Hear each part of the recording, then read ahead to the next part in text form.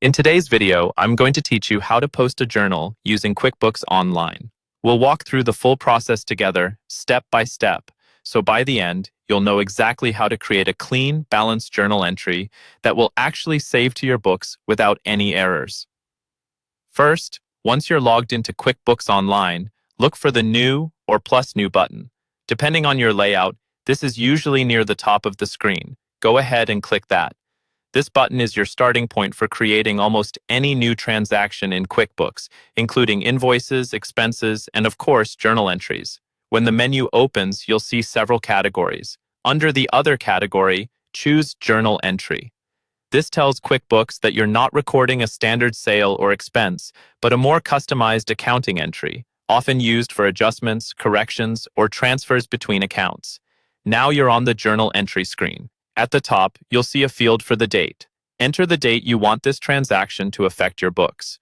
Usually, you'll use the actual date of the transaction or the end of the month if you're making an adjusting entry. Always double-check this because the date controls where this entry shows up in your reports. Next, move down to the first line of the journal. In the Account column, click and select the account you want to affect first. This might be something like a revenue account, an expense account, or a balance sheet account, such as assets or liabilities. Once you've chosen the account, enter the amount in either the debit or credit column, depending on what you're trying to do. If you're unsure which side to use, it can help to refer to your accountant's instructions or your internal accounting policy. On the next line, you'll choose the second account involved in this transaction. This is the account you're moving money to or from. Again, pick the correct account from the drop-down list. Now enter the same amount as the first line, but in the opposite column. So if your first line was a debit, this line will be a credit and vice versa. For the journal to be valid, your total debits must equal your total credits. QuickBooks will usually highlight if they're out of balance, so check the totals before you continue. Once your amounts balance, look for the memo section, usually near the bottom of the form. Type a clear description of why you're making this journal entry.